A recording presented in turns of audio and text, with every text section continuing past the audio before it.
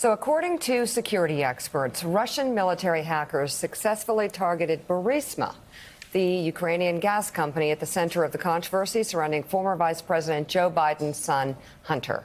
The hack was detected by a Silicon Valley security firm, Area 1, which issued a report on how Russian hackers breached one of Burisma's servers with a, quote, phishing campaign targeting the email credentials of employees at Burisma Holdings. The security firm's report also said the hacking campaign was launched by, quote, the main intelligence directorate of the General Staff of the Russian Army, or GRU. While it was unclear what exactly the Russian military hackers found, Area 1 stressed that, quote, our report is not noteworthy because we identified the GRU launching a phishing campaign. It is significant because Burisma Holdings is publicly entangled in U.S. foreign and domestic politics. According to the New York Times, the Russian tactics are strikingly similar to what American intelligence agencies say was Russia's hacking of emails from Hillary Clinton's campaign chairman and the Democratic National Committee during the 2016 presidential campaign. Citing experts, the paper framed the cyber attack as a Russian attempt to find, quote, the same kind of information that Trump wanted from Ukraine, setting off a chain of events that led to his impeachment.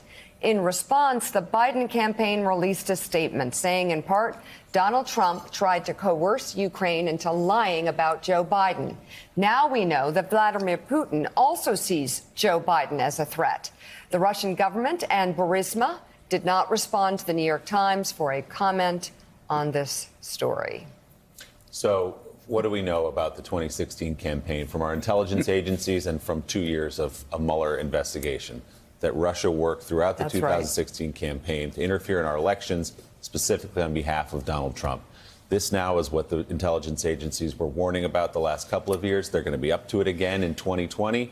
If you think it's a coincidence that Russia is targeting Burisma, that they just, reached into a hat and pulled out the name of a Ukrainian energy company. Yeah. Obviously, this has been at the center of the Ukrainian investigation.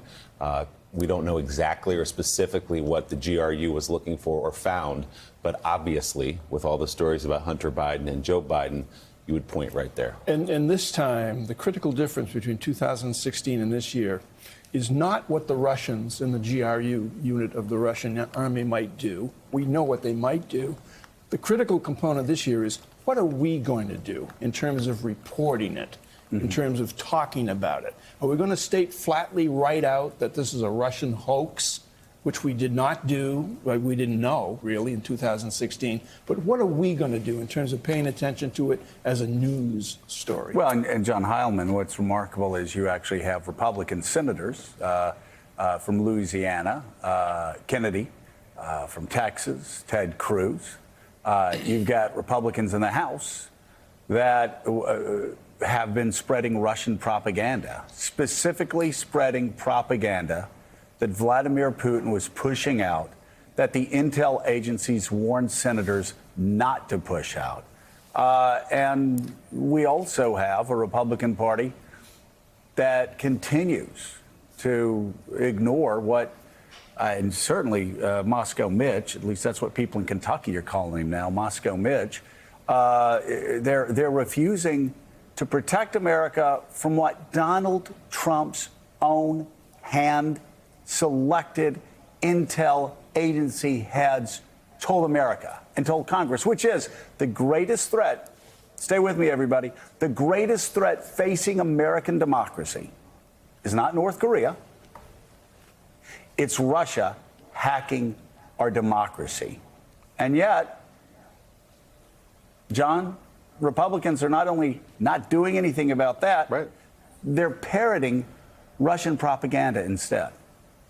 Yes, and look, Joe, I mean, we've commented on this show for a long time. I mean, I think it's one of the most extraordinary things of this entire Trump era, and there have been a lot of extraordinary and kind of appalling and disturbing things that have happened. But this sight of the people you mentioned, the people like Ted Cruz and the people like Senator Kennedy getting on television and saying, well, yeah, we'll accept the notion that Russia did meddle in the 2016 election because the evidence for that is incontrovertible. But it's also possible that Ukraine meddled. We're not going to back down from that, even though all of them who, if they're at a senior enough level, they had briefings on this. They've been chastised about it in public. There is no evidence that beyond the writing of a few op-eds, there was any kind of Ukrainian interference or intervention in the 2016 election. Yet they continue to peddle this line, which, as Fiona Hill and others have argued, is a direct piece of propaganda, as you started your comment. So what do we make of all this in the context of that behavior by the Republican Party?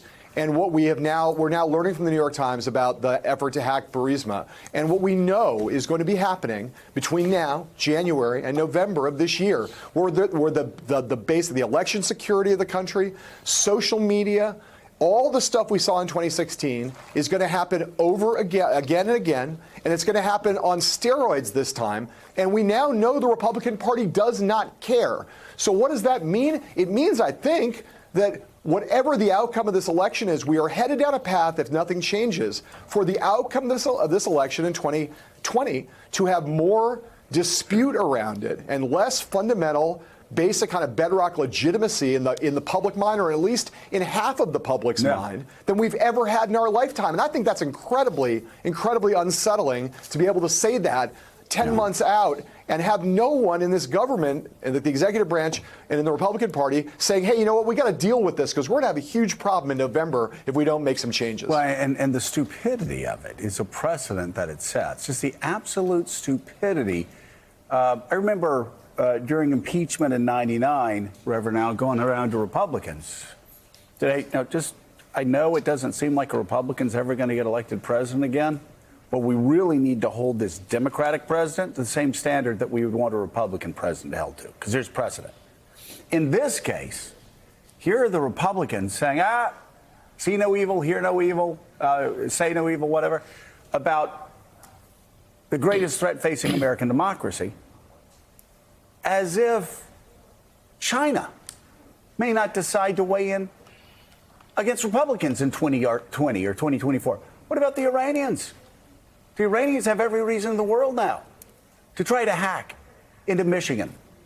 And, I mean, they've already thought about this. Well, you know, if we hack into Wisconsin and Michigan and Pennsylvania and Florida and North Carolina, and maybe if we can just swing 2,000, 5,000, 10,000 votes, we can beat Donald Trump. And we can beat Republicans who are hardliners on Iran. Or maybe it's the Chinese who say, you know what, we're tired of them interfering with Hong Kong. We're tired of them interfering in our trade. We're tired of these trade wars. We've got smart people. Why don't we just hack? The North Koreans, they're able to hack. What if they decide they want to hack and steal 1,000, 2,000, 5,000, 10,000, 20,000 votes from Republican candidates? Could swing an election, not only for the White House, but for Senate races, congressional races. And these Republicans are sitting back, acting like 2016, they're fighting the last war, acting like, oh, we have nothing to worry about. They got everything to worry about. We all have everything to worry about. Absolutely. Silence is consent. I mean, when you have the overwhelming evidence about Russian interference, Russian hacking, and it really swings some voters, and we begin to see absolutely no response from Republican leadership and from this incumbent White House, it is really frightening, because in that silence, you can only assume that they either are all right with it or they don't want to confront it because it's swaying their way. But you're absolutely making the very foundations of what the democratic principles of the country was built on, whether it lived up to it or not. You're making it shaken and irreparable if we don't grab it quickly. Because if they get away with it this year, I don't know how you turn it around. And of course, of all the things that the Russians could choose to hack, what do they choose to hack? They choose to hack Burisma, Joe Biden, Hunter Biden, and the whole thing. And so it all starts all over again. It's like, you know, since we're doing baseball today, Yogi Berra, it's like deja vu all over again. Thanks for checking out MSNBC on YouTube, and make sure you subscribe to stay up to date on the day's biggest stories. And you can click on any of the videos around us to watch more from Morning Joe and MSNBC. Thanks so much for watching.